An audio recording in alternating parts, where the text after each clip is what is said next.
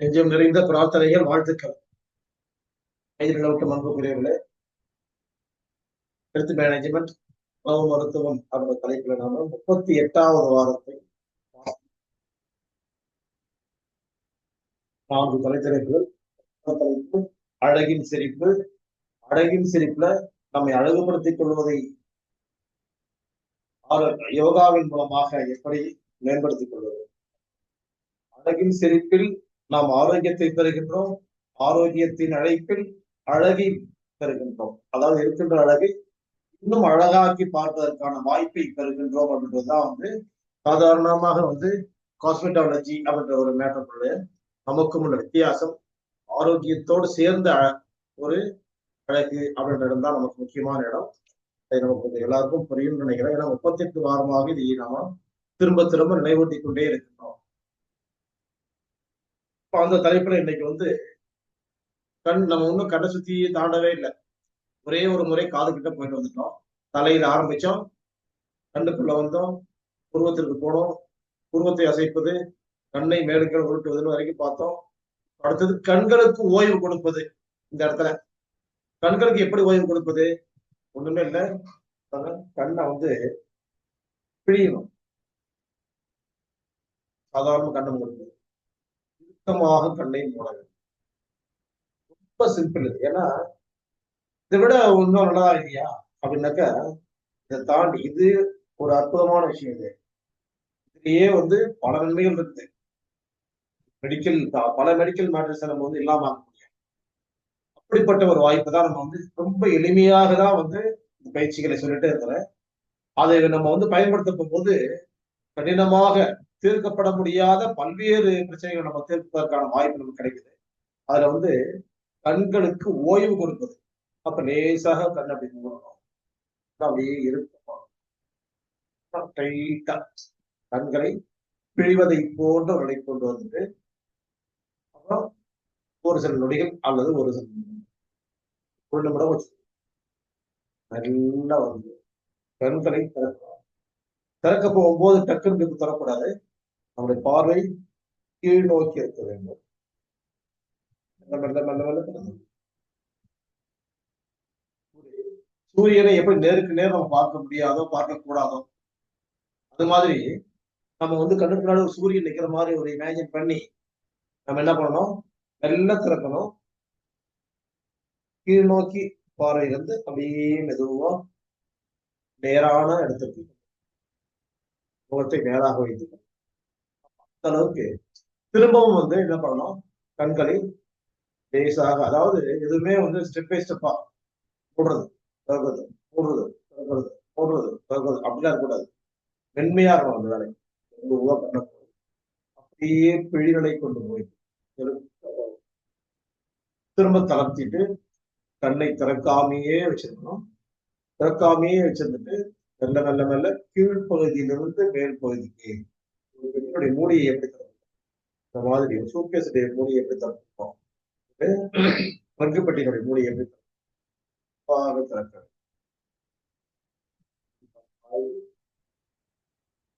இந்த மாதிரி ஒரு சில நிமிடங்கள் கண்களுக்கு ஓய்வு கொடுக்கின்ற பொழுது பேச்சுல நம்ம என்ன செய்யணும்? கண்களுக்கு ஓய்வு தருகிறோம். சில பேருக்கு கண் ஓரங்கள்ல கண்ணீர் கசி கொடுக்கும். ஒரு சிலருக்கு ஒரு அழுக்க தொடச்சது மாதிரி ஒரு ஃபீல் இருக்கும். சிலருக்கு கண்கள் திறந்தோம்னா டக்குன்னு மங்களா தெரியும். படிப்படியா படிப்படியா. ஆனா முந்தைய நிலைக்கு, ஏற்கனவே கண் இருந்த ஒரு சோர்வடைஞ்ச நிலைக்கு, கண்கள் அப்படியே ஒரு ஸ்ட்ரெயின், அழுத்தம் இருந்த மாதிரி இருக்கக்கூடிய நிலைக்கு, கண்கள் இருக்கக்கூடிய வலிக்கு இதெல்லாம் மாற்றமாக இது கண்களுக்கு இதம் தரும் ஒரு பயிற்சியாக மாறும். கண்களின் சோர்வு, கண்களின் அழுத்தம், கண்களின் வலி, இது மூணும் போகும்போது என்ன ஆகுதுன்னு சொன்னா, கண்களுக்கு புத்துணர்ச்சி, கண்களுக்கு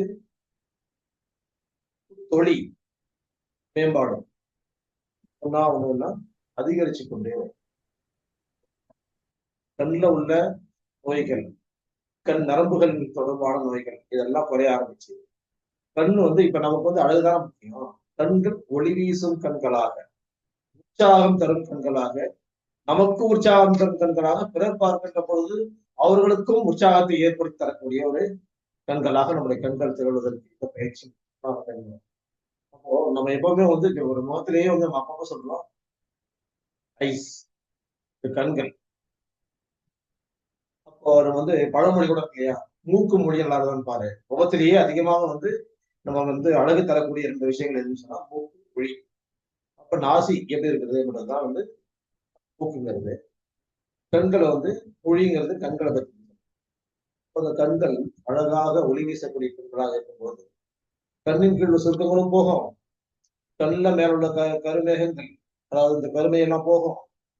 மேல இருக்கிறது கண் சோர்வு, கண் அழுத்தம், கண்களின் வலி போச்சுனாலே கண்ணில் ஒரு ஃப்ரெஷ்னஸ் உணர்ச்சிகளுக்கு ஏற்பட போகும்போது அதனுடைய விளைவுகள் முகத்திற்கு பரவும். அதோட உணர்ச்சி வந்து அன்றாட ஒரு பணிகள்ல நமக்கு வந்து ஒரு எல்லாத்துக்குமே விடை காணக்கூடியதாக இந்த அழகு. இப்படிப்பட்ட அழகான கண்களை இன்னும் அழகானதாக ஆக்குவதற்கான வாய்ப்பை இந்த யோக பயிற்சியின் மூலமாக நாம் பயன்படுத்திக் கொள்வோம் என்பதுதான் வந்து அழகின் செய்தி, முதலாவது செய்தி.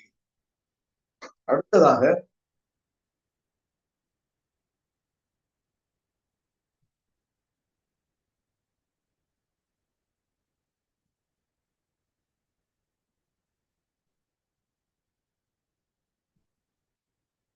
ஆரோக்கியத்தின் அழைப்பு.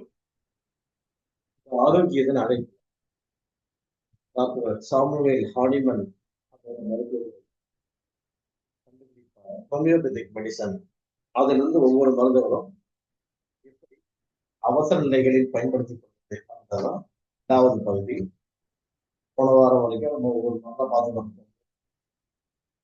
இன்னைக்கும் அதே மாதிரி இன்னொரு அவசரமும் ஆபத்தும் நிறைந்த ஒரு செய்திக்கு பின்னால் ஒளிந்திருக்கக்கூடிய ஹோமியோபதிக் மெடிசன் அது தரும் தீர்வு என்ன அப்படின்னு பார்த்துட்டு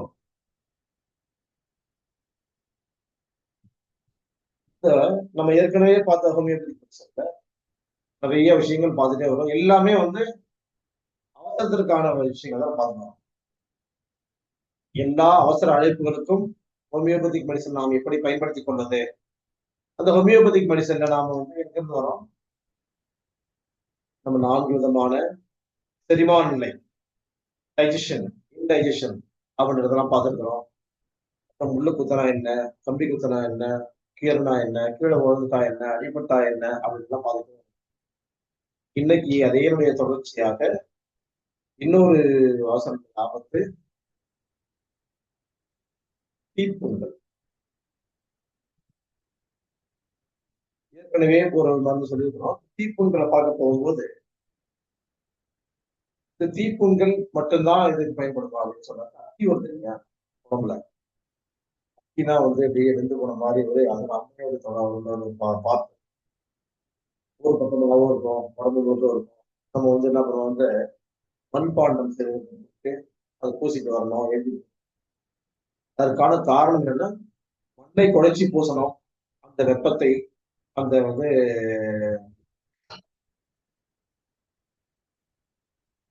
பொங்கி போயிருது இல்லையா, இது உங்களுடைய உள் சூடு, உடம்புக்குள்ள இருந்த சூடு தோலுக்கு வெளியே காண்பிப்பதனுடைய அறிகுறி தான் வந்து நக்கி. இப்ப நெருப்பு காயம் படுறதுன்றது வெளிப்புறத்தில் ஏற்படக்கூடிய ஒரு சூடு. வெளியில வந்து நமக்கு ஒரு சூடு பட்டுருச்சு, நெருப்பு காயம் பட்டுருச்சு, நம்ம எல்லாம் தீப்புண் ஆயிடுச்சு. அதுக்கு என்ன செய்யலாம் அப்படின்ற இடம் தான் வந்து புண்கள். வந்து இந்த மாதிரி வந்து உடலின் வெப்பம், உடலின் வெப்பம் உப்புளிச்சுக்கிட்டு வெளியே வர போகும்போது அது ஒரு பார்ட்ல வந்து அந்த அக்கின்னு பேர் சொல்லுவாங்க. இந்த அக்கிக்காக என்ன செய்யலாம்? சரி, அக்கிக்காக பேசும்போது வேற எதுக்காவது கேட்குமா அப்படின்னு சொன்னா, ரொம்ப நேரம் டிராவல் பண்ணியிருக்கிறோம். யூரின் வந்து போனாக்கா சொட்டு சொட்டா வருது, யூரின் எரிச்சல், சொட்டு மூத்திரம். அதே மாதிரி வந்து யூரின் வர்ற மாதிரி இருக்கும், போனா வராது. இது மாதிரியான விஷயங்கள். இது எது எதுக்கெல்லாம் ரணங்கள் வெளியே வந்து தோலுக்கு வெளியே தள்ள போகும்போது வரக்கூடிய அக்கி மாதிரியான நோய்கள், வெளிக்காயங்கள், வெளியில வந்து தீப்பொன் நம்ம வந்து நெருப்பு காயம், நெருப்பு ஒரு பத்த வைக்க போகும்போது, ஒரு விளக்கத்தை போகும்போது, இல்ல அடுப்புல ஏதாவது வேலை பார்த்துட்டு போகும்போது நம்ம கையில வந்து கொப்பளங்கள் ஏற்பட்டால் கொப்பளங்களுக்கு என்ன செய்து கொள்ளலாம் அப்படின்னு சொல்ல போகும்போது அதுக்கும் இதே மருந்துதான். இன்னொன்னு, இதற்கு அடுத்ததாவது நம்ம வெளியில வெயில்ல போய் ரொம்ப நேரம் அலையிறோம். இல்ல நம்ம வந்து அதிகப்படியான மருந்து மாத்திரைகள் சாப்பிடக்கூடிய பழக்கம் நமக்கு இருக்குது. நிறைய கெமிக்கல்ஸ் உள்ள போயிட்டு இருக்குது.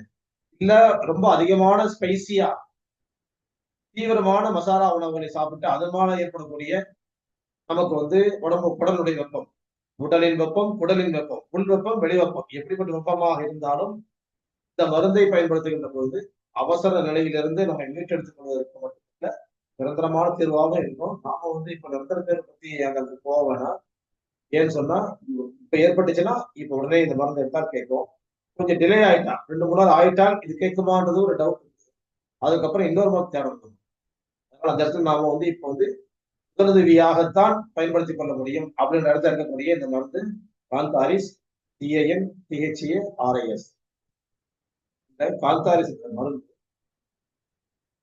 யூரின் இன்ஃபெக்ஷன், யூரின் போகும்போது வலி, யூரின் போகும்போது எரிச்சல், யூரின் வர்றமா இருக்கு வரல அப்படின்ற இடத்துல, அதுக்கு அடுத்தது உடம்பு முழுக்க கொப்பளங்கள் தெரியுது, அவங்களால வந்து தாங்க முடியல, ஒரே எரிச்சலா எரியுது, இதெல்லாம் ஒண்ணுமே செய்ய முடியலையேன்னு கத்தி அழக்கூடிய நிலைமையில இருக்கக்கூடிய தீப்புண்டு மாதிரியான உள் வெப்பத்தின் வெளிப்பாடாக இருக்கக்கூடிய அக்கி போன்ற நோய்கள், அதுக்கப்புறமாக தீப்புண்டு இவற்றுக்கெல்லாம் பயன்படக்கூடிய காந்தாரிஸ், TAN, THA, RIS காந்தாரிஸ். இந்த மருந்து இன்னொரு முதலுதவி மருந்தாக உங்களிடத்தில் பதிவு செய்யப்படும். இந்த மருந்தை பயன்படுத்திக் கொள்வதன் மூலமாக எத்தனையோ உயிர்கள் காப்பாற்றப்படுவதற்கான வாய்ப்பு இருக்கு. அங்கங்க ஆஸ்பத்திரிக்கு போறதுக்குள்ள தீப்புகள் அதிகமாகும் வாய்ப்பு இருக்கும். 2, 3 நாள் ஆகியும் அந்த அக்கி இறங்காம இருக்கணும். யூரின் வந்து கஷ்டம் வரப்போகும்போது அந்த மாதிரி இது வந்து அவங்களே டாக்டர் போயிட்டு வந்து என்ன யூரின் பிளட் டெஸ்ட் எல்லாம் பண்ணிக்கிட்டு யூரின் டெஸ்ட் எல்லாம் பண்றதுக்குள்ள போகும்போது ஆயிடும், அந்த டைம் எடுக்கும். அதுக்குள்ள வந்து அவசர நிலைக்கு அதை பயன்படுத்திக் கொள்கின்ற பொழுது அது திரும்பவும் அது பிரச்சனை வராமவும் தடுக்கிறதுக்கான வாய்ப்பு இருக்குது.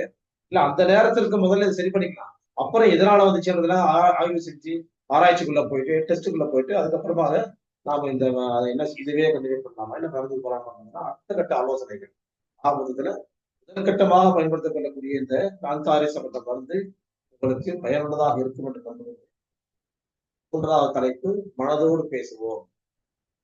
மனதோடு பேசுவோம். டாக்டர் பேட்ச் அவர்கள் பேசுகிறேன்.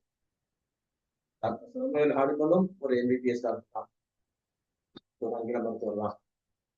டாக்டர் பேட்ச் அவர்களும் ஒரு ஆங்கில மருத்துவர் தான். இன்னவர் ஜெர்மனியை சேர்ந்தவர், லண்டனை சேர்ந்தவர். லண்டனின் சுற்றுப்புறங்களில் இருக்கக்கூடிய அழகை எல்லாம் பார்த்து பார்த்து ரசிக்கக்கூடிய ரசனையாளர்கள்.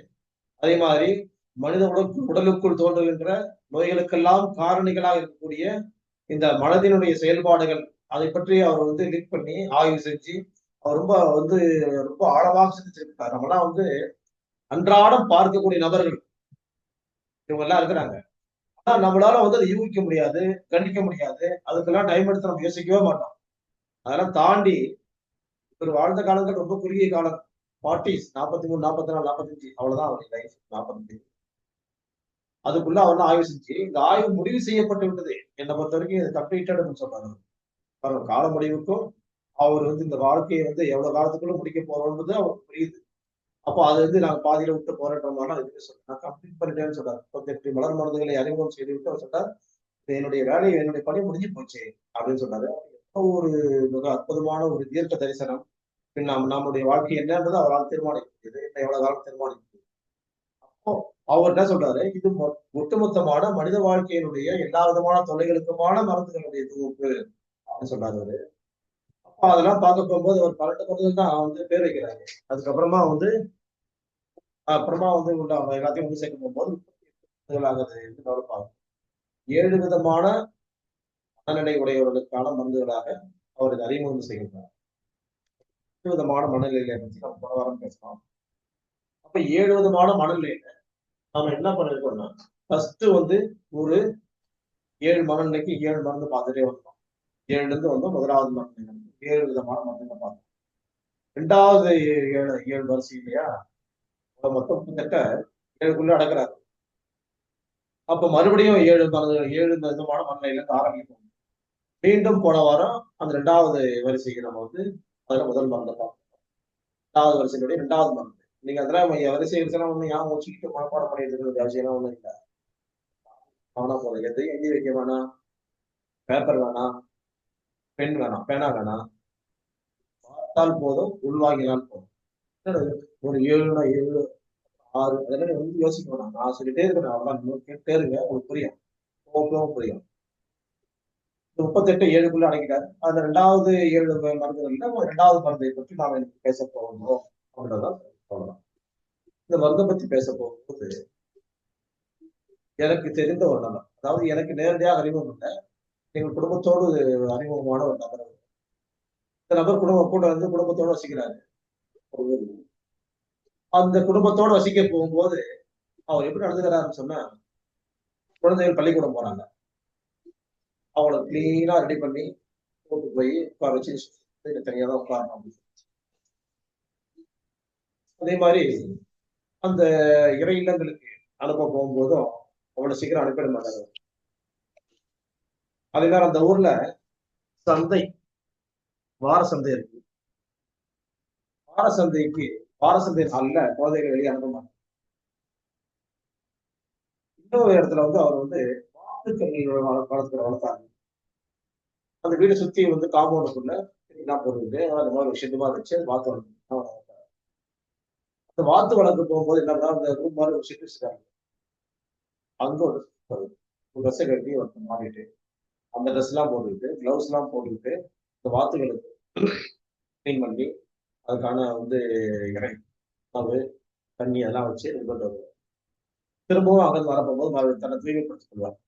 பெரிய காம்பவுண்டுக்குள்ளேயே தண்ணி டைப்லாம் இருக்குது எல்லாம் ரெடி பண்ணிட்டு மறுபடியும் அந்த ட்ரெஸ் எல்லாம் கட்டி மறுபடியும் பழைய ட்ரெஸ் வீட்டுக்குள்ள யாராவது வந்தாங்கன்னு சொன்னாக்க அந்த வந்து வெளியே நின்றே பதில் சொல்றாரு. பெரும்பாலும் வீட்டுக்குள்ள அவரு யாரையுமே அலோவ் பண்ண மாட்டாங்க. அதே மாதிரி வெளியே போய் நின்று பேசிட்டு வந்துருவாரு. யார் கை கொடுத்தா கை கொடுக்க மாட்டார், அவர் தொட மாட்டார், தன்னை யாரும் தொடவும் வந்து யாரையுமே அனுமதிக்க மாட்டார்.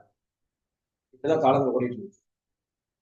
பாருங்க, ஒரு சந்தை நாள்ல வந்து கூட்டங்கள் ஜாஸ்தியா இருக்கும். அன்னைக்கு இந்த குழந்தைகள் வெளியே போச்சுன்னு சொன்னா அது மூலமாக இன்ஃபெக்ஷன் ஆகிடும், தொற்று வந்துவிடும். பயப்படக்கூடியது. அதே மாதிரி அந்த ஜெனரல் மீட்டிங்ஸ், ப்ரேயர் மீட்டிங்ஸ், அந்த மாதிரி பொது நிகழ்ச்சிகள், விழாக்கள் இதுக்கெல்லாம் மோஸ்ட்லி வந்து தன்னையும் தன் குடும்பத்தாரையும் தவிர்த்து கொள்ளக்கூடிய போக மாட்டார். மோஸ்ட்லி போக மாட்டார். ரொம்ப ரேர் அக்கேஷன், ரொம்ப தவிர்க்க முடியாத இருந்தாங்கன்னா மோஸ்ட்லி கிளவுஸ், சாக்ஸ் எல்லாம் யூஸ் பண்ணக்கூடியவர். தன் ட்ரெஸ்ஸை மற்றவங்க ஸ்ட்ரெச் பண்ணாம பார்த்துக்குவாரு. யாரு கை கொடுக்கணும் வந்து அவங்களோட கையெல்லாம் ரொம்ப அவங்க வேற வழி இல்லாம இவரோட ஒரு முக்கியமான இவர் வேலையா போயிருக்கிறாங்க, அவர் வந்து கை கொடுக்க வேண்டிய சூழ்நிலை வந்து அவங்க கையா கை கொடுக்குறாரு. அந்த மாதிரி வந்து எங்கேயுமே வந்து இந்த பொது ஹோட்டல்கள்ல போய் சாப்பிடக்கூடிய பழக்கம் இல்லாதவர். எதுவாக இருந்தாலும் வீடு எடுத்து போய் சாப்பிட்டு அங்கேயே முடிச்சிருக்கணும். இப்படிலாம் வந்து இவருடைய வாழ்க்கை ஓடிட்டே இருந்தது. கடைசி காலகட்டங்கள்ல மாறிட்டார். நம்ம ஒன்றும் அந்த மாற்றங்கள் ஏன் ஏற்பட்டுச்சுன்னு அவருக்கு தெரியாது, எனக்கு நேரே தெரியாது. ஆனா அவர் என்னுடைய பார்வையில அதாவது தொடர்புலயே இருக்கக்கூடியதோட இருக்கக்கூடிய அப்படி இன்னும் இருக்காரு. இப்படிதான் அவரோட வாழ்க்கை போச்சு. இப்படி போக போக அவர் என்ன சொன்னா உடம்பு உள்ள இருந்து வெளியே வந்து அவர் வேலையெல்லாம் விட்டு வந்து எங்கேயும் பார்த்து வேலை பார்த்தாரு, வந்தாரு, சம்பாதிச்சாரு, கட்டினாரு, வாழ்ந்தாரு. ஆனா மோஸ்ட்லி எல்லா வேலைக்கும் குறிப்பிட்ட டைம் ஒதுக்கி அந்த டைம் எல்லாத்தையும் வாங்கி செட் பண்ணிட்டு எல்லாம் தர கிளீன் பண்ணிட்டு ரெடி ஆயிடுவார். அவ்வளவுதான். அதுக்கப்புறம் வெளியே போற வேலையை கம்மி பண்ணுவாரு. யாரையும் வந்தாக்க வெளியே நிக்க வச்சு பேசி அப்படி டச் பண்ணி அனுப்புற வேலையை பார்ப்பாரு. அதனால தனிமையா இருக்கக்கூடிய ஒரு சூழ்நிலை வந்துருச்சு. இந்த குழந்தைகள்லாம் எல்லாம் வளர்ந்து பெரியவர்களாகி ஃபாரின் வேலைக்கெல்லாம் போயிட்டாங்க. இதுக்கப்புறமா வந்து அவர் வாழ்க்கையுடைய புதுமை கால பகுதிக்கு வந்துட்டாரு. நம்ம யாருக்கும் சொல்ல முடியாது. தாண்டி வாழவா வாங்க வந்துட்டார். மாற்றம் ஏற்பட்டு அவர் எல்லாருடைய சமீபமா பழகக்கூடியவராக மாறியிருந்தார் ஒரு கேள்விப்பட்டாங்க. இந்த கேள்விப்பட போகும்போது அந்த மருந்தை நீங்க ஆரம்பிச்சு அவர் என்கிட்ட வந்து வந்திருந்தாருன்னா இன்னும் என்னை மாதிரி ஒரு இந்த பேட்ச் ஃபிளவர் மெடிசன் தெரிஞ்சவர்கிட்ட போயிருந்தாருன்னா இந்த மருந்தை கொடுத்து இது எந்த காலத்திலேயே எல்லாருடைய சைவமா பழக வச்சிருக்கலாமே அப்படின்னு தோணிச்ச ஒழிய யார் யாருக்கு என்னென்ன வாய்ப்புகள் எங்கெங்க எப்படி எப்படி யார் யார் மூலமா கிடைக்கும் யாருக்கும் தெரியாது இல்லையா. நினைச்சிட்டேன் நான் இமேஜினேஷன் இவரை பத்தி இவர் நம்மகிட்ட வர வந்தோம், இவர் நம்ம இவர்கிட்ட வந்து நம்மகிட்ட பேசிட்டாரு, இவருக்கு இந்த மாதிரி எனக்கு கஷ்டம் இருக்குது எல்லாரோட பேச அந்த வேலை அதனால அவங்களுக்கு பாதிப்பு சொல்ற மாதிரியும் நாம உடனே யோசிச்சு டாக்டர் காட்சி யோசிச்சு அவரை கண்டுபிடிச்சு சொல்ற மாதிரியும் இந்த குடும்பம் சரியா இருக்கு மறுபடியும் ஒரு மாசம் வச்சு கொஞ்சம் பரவாயில்லாம இருந்தா இன்னும் கஷ்டம் மறுபடியும் ஒரு மாசம் வரும். 2 மாசம் முடிஞ்சு வந்ததுக்கு அப்புறம் பரவாயில்ல சூப்பரா எனக்கு பரவாயில்ல அப்படின்னு நான் கை கட்ட போகும்போது அவரோட கை கொடுக்குற மாதிரி நான் இமேஜின் பண்ணிட்டேன். இமேஜின் பண்ணல இதெல்லாம் இமேஜின் பண்ணி முடிச்சிட்டேன். அதுக்கப்புறம் அவர் இப்ப வந்து எல்லாரோட சரியா பழகிறான்னு ஒரு சில ஒரு 2 வார்த்தை கேள்விப்பட்டோம்னா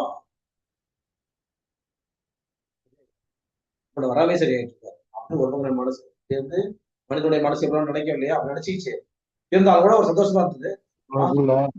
வாய்ப்பு எப்படியோ வந்து அவருக்கு கிடைச்சிச்சு. அவர் மாறிவிட்டார். ஏன்னா எத்தனையோ சூழ்நிலைகள் மனிதனை மாற்றிடும். இது மட்டும் தான் இல்லை. ஆனா எத்தனையோ இடங்களுக்கு மாற்ற முடியாத ஒரு நிலைகளுக்கு டாக்டர் பேட்ச் அவர்கள் பயன்படுகிறார். வைஸ் வெர்சா எத்தனையோ சூழ்நிலைகள் மனிதனுடைய இயல்புக்கும் தன்மைக்கும் எதிரான நிலையை எடுத்துவிடும். ரொம்ப அமைதியாக மென்மையான வாழ்க்கையை இனிமையான வாழ்க்கையை வாழணும்னு ஆசைப்படுவான். அவனுக்கு வாழ்க்கை முழுவதும் கடினமான போராட்டங்கள் நடைபெற்றுக் கொண்டே இருக்கும். வந்து பயங்கரமா டெவலப்மெண்ட்னா பண்ணணும் அப்படின்னு நினைப்பான். அவனுக்கு பார்த்தாக்க ரொம்ப அமைதியா ஒரு ஜென்ரல் லைஃப் காட்டுக்குள்ள போய் ஃபாரஸ்ட் வாழ்க்கை கிடைச்சிடும். அப்போ அந்த மாதிரி ரொம்ப ஒண்ணுமே மரத்தையும் சுத்தியும் வந்து செடி கொடியும் வச்சுக்கிட்டு அவன் பாட்டு நம்ம வந்து பிஸியா இருக்கணும்னு வாழ்க்கை நினைக்க போகும்போது இவ்வளவு வந்து மிதமிஞ்சிய ஓய்வுலேயே நம்ம வாழ்க்கையை போக முடியாது. ஏன்னா அவனுக்கு வாழ்க்கை மாறி இருக்கும். யாருக்கு சொல்ல முடியாது. ஆனாலும் கூட இது மாதிரியான வந்து நிலைகள்ல வந்து ஒரு தீர்க்க முடியாத ஒரு பிரச்சனையை தீர்ப்பதற்கு டாக்டர் பேட்ச் அவருடைய மருந்துகள் எத்தனையோ இடங்கள்ல பயன்பட்டு அதனால எத்தனையோ தற்கொலைகள் தடுக்கப்பட்டிருக்கிறது, எத்தனையோ கொலைகள் தடுக்கப்பட்டிருக்கிறது, எத்தனையோ வாழ்வில் திருப்புமுனைகள் ஏற்பட்டிருக்கிறது, எத்தனையோ விவாகரத்துகள் தடுக்கப்பட்டிருக்கிறது, எத்தனையோ குடும்பங்களில் ஒற்றுமை ஏற்படுத்தப்பட்டிருக்கிறது, எத்தனையோ கல்வி வந்து கற்காமல் இருக்கக்கூடிய மாணவர்கள் மீண்டும் கல்வியை தொடர்ந்து அவர்கள் பெரிய பதவிகளை எல்லாம் அடைவதற்கான வாய்ப்பை, வேலை வாய்ப்பை பெறுவதற்கான வாய்ப்பை இந்த மருத்துவம் ஏற்படுத்தி இருக்கின்றது. அப்போ அந்த பாட்டு நமக்கு வேணாம். தானா மாறி இருக்கு அவர் மாறி இருக்காருன்ற விஷயம் வந்து தகவல் தான் அது. ஆனாலும் அப்படிப்பட்ட ஒரு கேரக்டரை நாம் சந்திக்கின்ற பொழுது அவருக்கு என்ன மருந்து தர வேண்டும் அப்படின்ற இடத்துல நம்ம யோசிக்கணும். டாக்டர் பேட்சாவுடைய வரிகளை அப்படி படிக்கிற பாருங்க. அவர் சொல்றாரு இது இந்த மருந்தை பத்தி அவர் சொன்னார். இந்த மருந்தை பத்தி அவர் சொல்ல போகும்போது எல்லா மருந்தை பத்தி இல்லை, இந்த மருந்தை பத்தி சொல்ல போகும்போது என்ன சொன்னாரு, இது தூய்மைப்படுத்தும் மருந்து, கிளென்சிங் ப்ராசஸ் பண்ணக்கூடிய ஒரு மருந்து. நம்மிடம் சற்றும் தூய்மையற்ற ஒன்று நமக்குள்ள தூய்மையற்ற ஒன்று ஏதோ ஒன்று காணப்படுவதாக இருக்கும். நமக்குள்ள ஒரு ஏதோ ஒன்று மாட்டிக்கிச்சு, நம்ம சாப்பிட்டதுல ஏதோ ஒரு வந்து அழுக்கா உள்ள போயிடுச்சு, கெட்டு போன சாப்பாடு உள்ள போயிடுச்சா அப்படின்னு மாதிரி திங்க் பண்ணுவாங்க. உள்ள போய் நமக்கு வந்து அன்னைக்கு ஒரு நாள் கவனிக்காமையே உள்ள சாப்பிடும் அது உள்ள போய் தங்கி ஏதாவது பண்ணிட்டு இருக்கோம் அவங்க அப்படின்னு அப்படிலாம் யோசிப்பாங்க. அடுத்தது மெயினான விஷயத்த விட்டுவார். இவருக்கு வந்து முதன்மையற்றதாயினும் பெரிதும் முதன்மையற்றதாயினும் அவ்வப்போது இப்படியும் நிலை காணப்படும் கடுமையாக உள்ள நோயையும் தாம் கவனம் கொண்டுள்ள ஒரு வேறு ஒன்றை காட்டிலும் பொருளற்றதாக காணுவார். அப்படின்னு என்ன அர்த்தம்னா இவருக்கு ஹார்ட் அட்டாக் வந்து ராஜ்யம் அடைவாரு. இது முக்கியமான விஷயம் ஹார்ட்ன்றது. இவர் என்ன பண்ணுவாரு, நமக்கு ரத்தம் சுத்தமா இல்லை அப்படின்னு சொல்லி சொன்னாங்க. சுத்தமா இல்லைன்னா நம்ம கை சுத்தமா இல்லை, நம்ம சாப்பாடுலாம் அவங்க காய்கறிலாம் சுத்தமான காய்கறி எல்லாம் பிடிச்சா, நம்ம வந்து இந்த மீன்லாம் வாங்கணுமே அதெல்லாம் சுத்தமான மீன் தான் பிடிச்சா, நம்ம வந்து இந்த ட்ரெஸ் எல்லாம் வந்து வாஷ் பண்றதுக்கு வந்து அந்த போடுற அந்த கெமிக்கல்ஸ் அது இந்த வாஷிங் மிஷின்ல போடுறது ஏதாவது எல்லாம் சரி இருந்துச்சு. வந்து இந்த லாண்டரியில வந்து கெமிக்கல்ல போட்டுக்கிட்டு வந்து கழுக்காலத்துல எல்லாம் துவைச்சு வச்சு ட்ரெஸ் போடுறதுனால உதவி மாறிச்சா, இல்ல நம்ம வந்து உட்கார்ற இடத்துல வந்து வேற யாரும் உட்காந்துட்டு நம்ம உட்காந்துட்டு அதனால ஏதாவது நம்ம ஒட்டிச்சா. இப்படி இவருடைய பிரச்சனை வந்து 2 விஷயங்கள். ஒண்ணு இவருக்கு வந்து தூய்மை இல்லை அப்படின்ற விஷயம். ஆனா ஒண்ணு இன்னொன்னு அதை விட ஹார்ட் பேஷண்ட் அதை பத்தி இவர் கவலையப்பட மாட்டாரு. ஹார்ட் எல்லாம் தூக்கி தூரம் போட்டுவாரு. இதை பத்தி திங்க் பண்ணிட்டு இருப்பாரு. நம்ம வந்து இதை எது வந்து கிளீனா இல்லாததுல போய் நம்ம மாட்டிடணும். அதை கண்டுபிடி லாண்டரிக்காரன் போனாலும் சுத்தி கடைக்கு போக மாட்டாரு, டீ கிளாஸ் திரும்பி பார்த்துட்டு கிளம்பி ஊத்திட்டு வந்துருவாரு.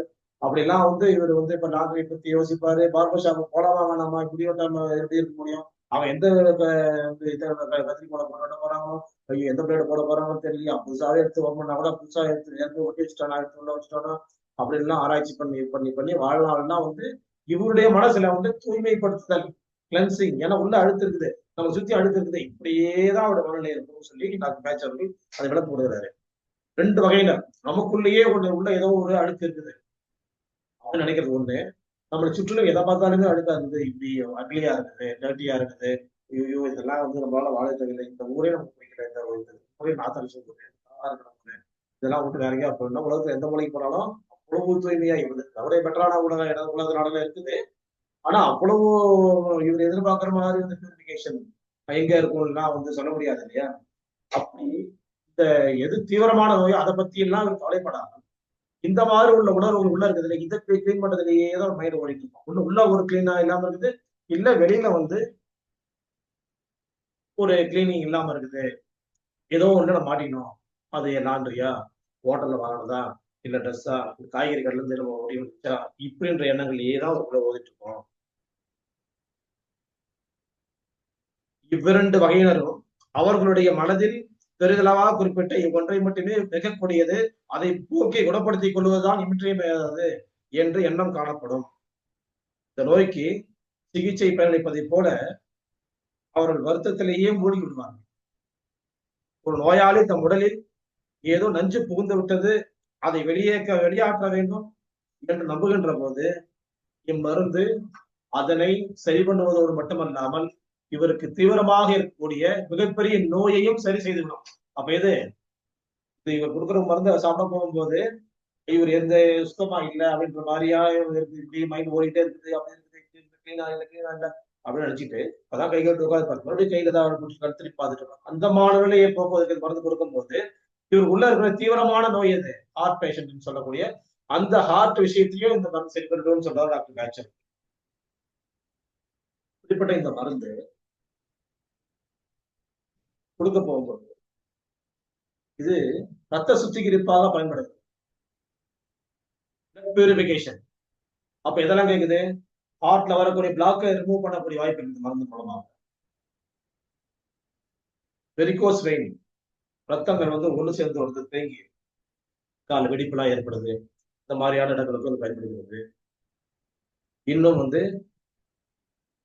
தோல் நோய்கள், சின்ன சின்ன கரும்புள்ளிகள் இருந்து எக்ஸிமா என்னும் தோல் நோய்கள், சோரியாசிஸ், லூகோடெர்மா வெள்ளை வெள்ளை புள்ளிகள், இப்படி உடம்புக்குள்ள மிகப்பெரும் நோய்கள்.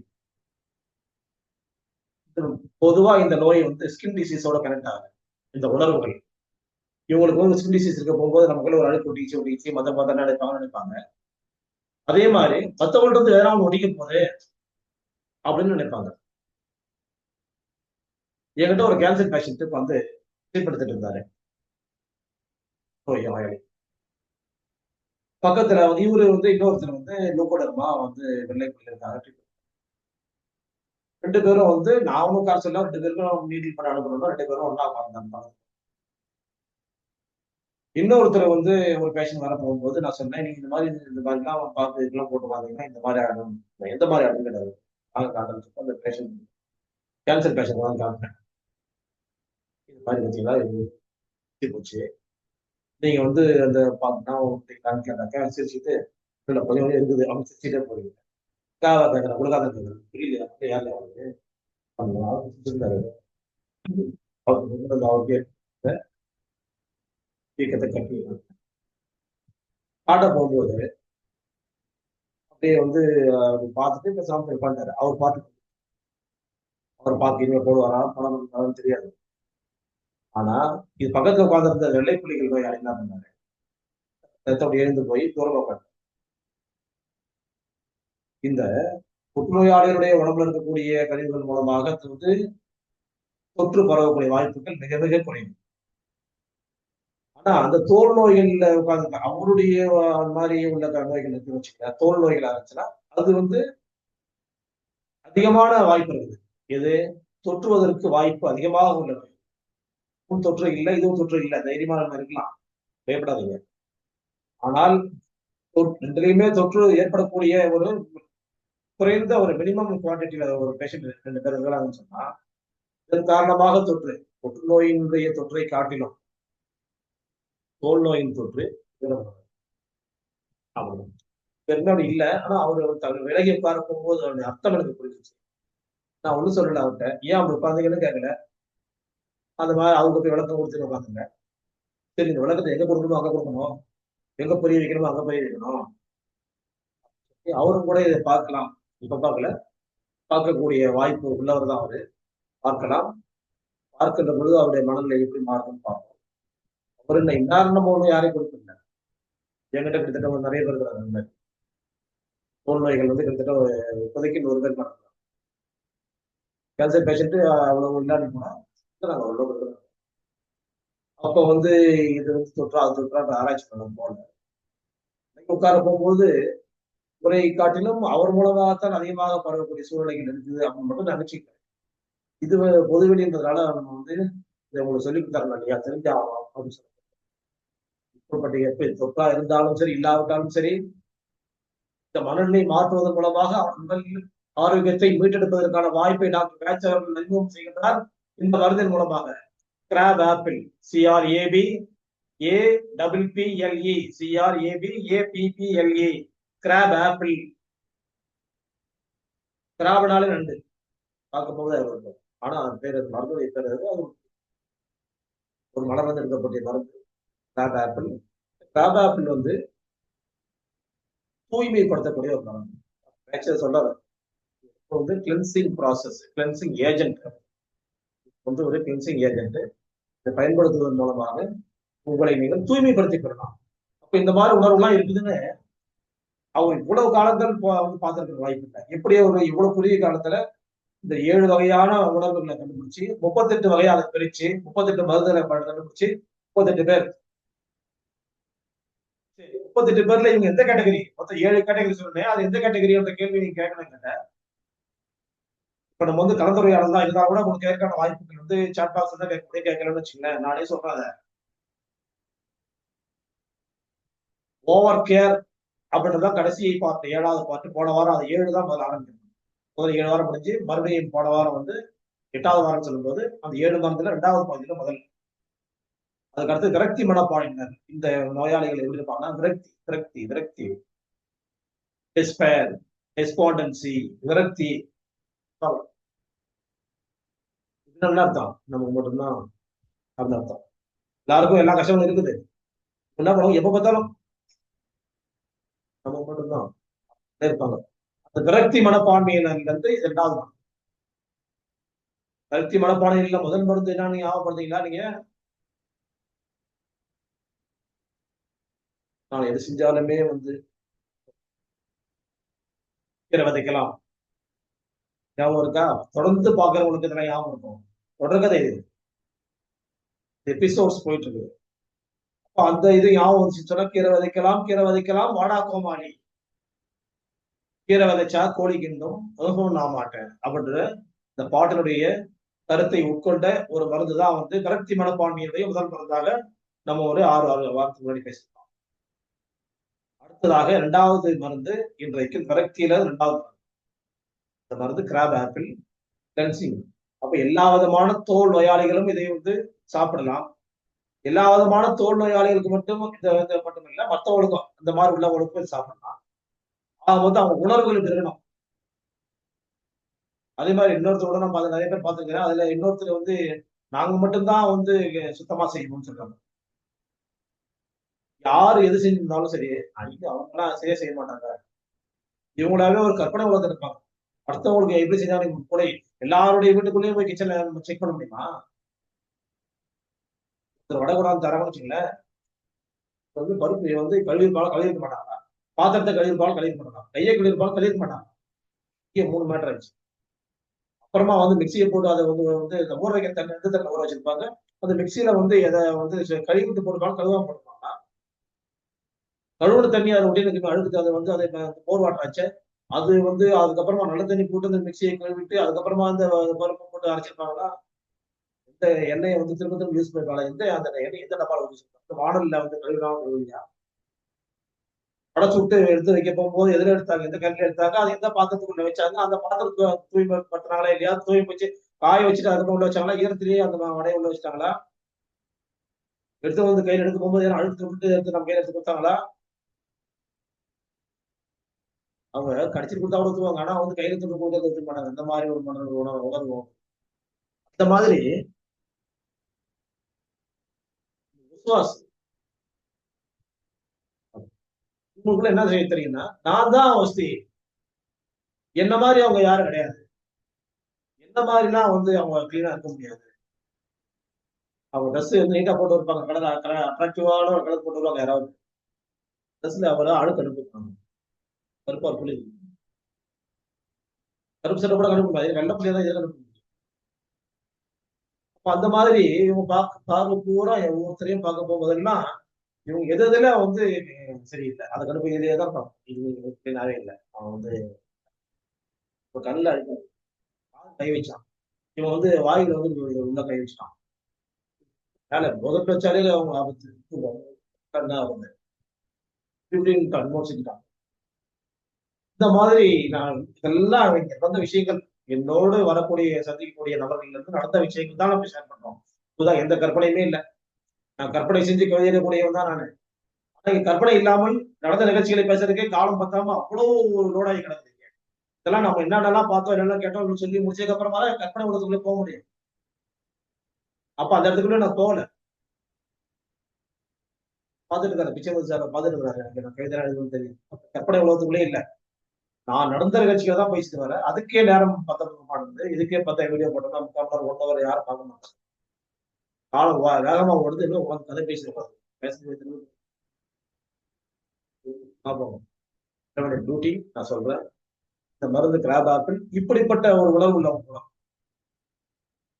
நிறைய பேருக்கு இதுல வந்து பொண்ணு பார்த்து மாப்பிள்ளை பார்த்து பிக்ஸ் பண்றது, பொண்ணு பார்த்து பிக்ஸ் பண்றது தள்ளி போயிட்டே இருக்கும். இவங்களாம் தீர்மானிக்கவே முடியாது. இவன் எப்படி இருக்கிறான், இவன் மூஞ்சி இருக்குது, இவன் வந்து பார்த்தாக்கா இவன் தலை பொறுத்தலையா இருக்குது, இப்போ வந்து கண்ணு பாருங்க, காது மஞ்சள் காது மாதிரி இருக்குது, மூக்கு சப்பம் மூக்கு மாதிரி இருக்குது, வாயெல்லாம் உதடலாம் உதவி மக்கள் சிறப்பு தெரியல, பல்ல வந்து கரகரையா இருக்கு. ஆகும்போது இதெல்லாம் கண்டுபிடிச்சாங்கன்னா எப்படி அவங்க பொண்ணு மாவட்ட செலக்ட் பண்ண போறாங்க? செய்ய முடியாது. கடைசி வரைக்கும் முடியாத குமரிகளாக இருக்கக்கூடியவங்களா இருக்கிறாங்க தான் செய்யறாங்க. நான் பேச போகும்போதெல்லாம் அடுக்கடுக்காக ஆட்கள் முன்னால் நடந்து கொண்டே இருக்கிறாங்க, அவங்களாம் நம்ம நேரடியாக நம்ம பார்த்த நபர்கள்லாம் இருக்கிறாங்க. இப்படி எல்லாம் வந்து அவங்க ஒரு தீர்மானிக்க முடியாது. இந்த படிப்பு போனாங்க இவன் தரமாட்டான், அது போல தரமாட்டான், அது போல தரமாட்டான்னு சொல்லி வாழ்நாள்லாம் ஒரு படிப்பை தீர்மானிக்க முடியாம, இந்த வேலைக்கு போனா இப்படி ஆகும், அந்த வேலைக்கு போனா அப்படி ஆகும், அப்படி வந்து வேலையை தீர்மானிக்க முடியாம வைக்க முடியாம எல்லாம் வந்து எவ்வளவோ வந்து மோசமான ஒரு சூழ்நிலைகள்ல இவங்க மாட்டிக்கிறாங்க. இவங்க நல்லவர்கள் உழைப்பாளிகள், அடுத்தவங்க வந்து ஏமாத்தி படிக்கணும் ஆர்வம் நல்லா இல்லாதவங்க இருந்தாலும் கூட முன்னேற்றத்தை காண முடியாத சூழ்நிலை இருக்கக்கூடியவங்க இருப்பாங்க. காரணம் இவங்களுக்குள்ள இருக்கக்கூடிய இந்த அழுக்கு மனப்பாங்க. எதை பார்த்தாலுமே அழுக்குன்னு சொன்னா யாருமே வந்து பர்ஃபெக்டா இல்லை, யாருமே கிளீனா இல்லை, எந்த இடமும் கிளீனா இல்லை, எந்த இடமும் கிளீனா இல்லை, எங்கேயுமே போக முடியாது. கோயிலுக்கு போக முடியாது, சர்ச்சுக்கு போக முடியாது, பள்ளியாசலுக்கு போக முடியாது, ஸ்கூலுக்கு போக முடியாது, காலேஜுக்கு போக முடியாது, யூனிவர்சிட்டிக்கு போக முடியாது, அவர் ஆபீஸ் போக முடியாது, வந்து வீட்டுக்குள்ளேயே கூட வந்து கம்ப்யூட்டர் எடுத்து வச்ச மாதிரி ஒர்க் ஃப்ரம் ஹோம் வந்தா கூட கம்ப்யூட்டர் யாராவது கை வச்சுட்டாங்களா தொலைக்கணுமான்னு பார்த்து அதுக்கே ஒரு 1/2 மணி நேரம் வந்து அவங்க லாகின் பண்ணுறதுக்கு டைம் ஆகி திட்டு வாங்கி சம்பளம் தரதுக்கு இதெல்லாம் வந்து நடந்த விஷயங்கள் தான் இங்க பேசப்படுது.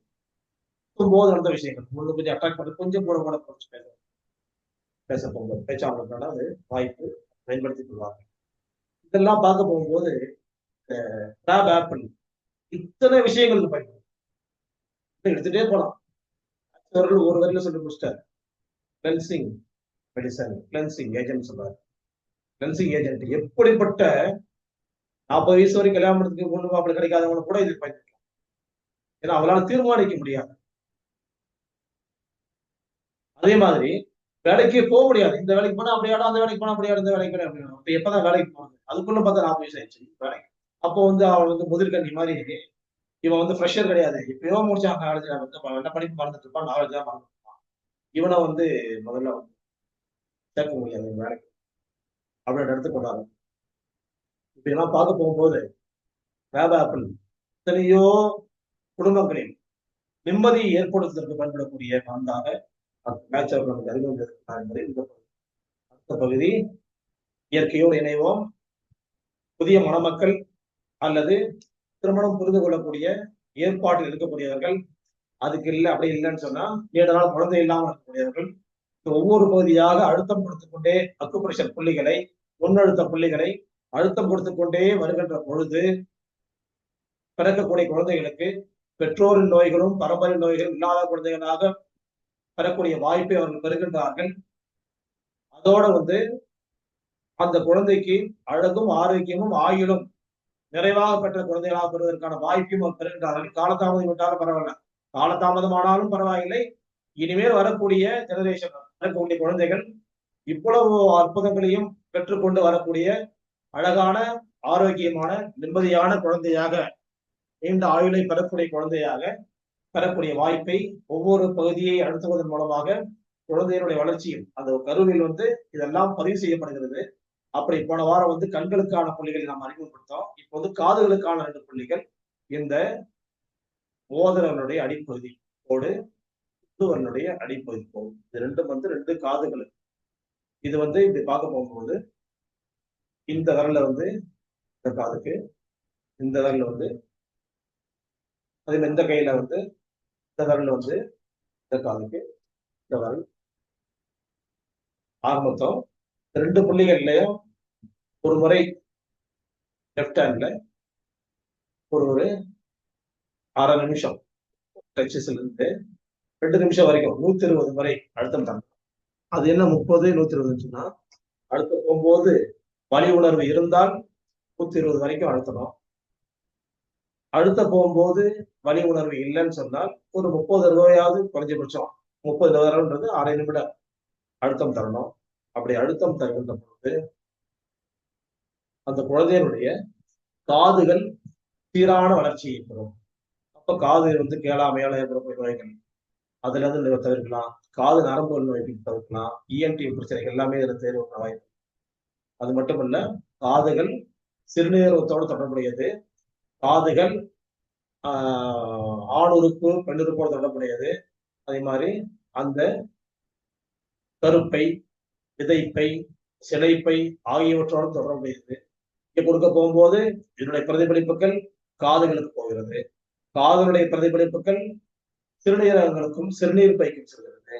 காது அங்கிருந்து அவை கருப்பைக்கும் சினைப்பைக்கும் அதே மாதிரி ஆண் பெண் ஒட்டுமொத்தமான ஆண் பெண் இனப்பெருக்க உறுப்புகளுக்குள் போகிறது. இந்த இடத்துல பயன்படுத்த போகும்போது இவ்வளவு நன்மைகள் இருக்குதுன்னு சொன்னா, கருத்தரிப்பதற்கு முன்பாகவே இதெல்லாம் பயிற்சி கொடுத்துட்டு கருத்தரிப்பதற்கான ஏற்பாடுகளை ஒரு மணமக்களோ அல்லது நீண்ட நாள் குழந்தையின்மையின் காரணமாக சிகிச்சையில் இருக்கக்கூடியவர்களோ இதை பயன்படுத்திக் கொள்வார்கள். ஆனால் பிறக்கக்கூடிய குழந்தைகளுக்கு இவ்வளவு பெரிய நன்மைகளையும் இந்த புள்ளிகளின் மூலமாக கிடைக்கிறது. 5000 ஆண்டுகளுக்கு முன்பாக நம்ம அறிமுகப்படுத்தப்பட்ட இந்த நுண்ணழுத்த புள்ளிகளை பயன்படுத்தி அழகான, ஆரோக்கியமான, நீண்ட ஆயுளை பெறக்கூடிய குழந்தையை பெறுவதற்கான வாய்ப்பை அவர்கள் தருகின்றார்கள். இன்னும் ஒவ்வொரு பகுதியாக பார்க்கும்போது இன்னும் அந்த உடம்புக்கு அந்த குழந்தையை உற்பத்தி செய்வதாகவே இன்னும் என்னென்ன எல்லாம் நம்ம பயன்களை பெற்றுக்கொள்ளலாம் என்பதை இவரும் பகுதியில் பார்ப்போம். பெறுகின்ற கல்வி அனைத்தும் ஆசிரியர் பெருமகளுக்கானது. அவர்களுக்கான பிரார்த்தனையோடு நிறைவு செய்கின்றேன். நன்றி அன்புக்குரியவர்களே.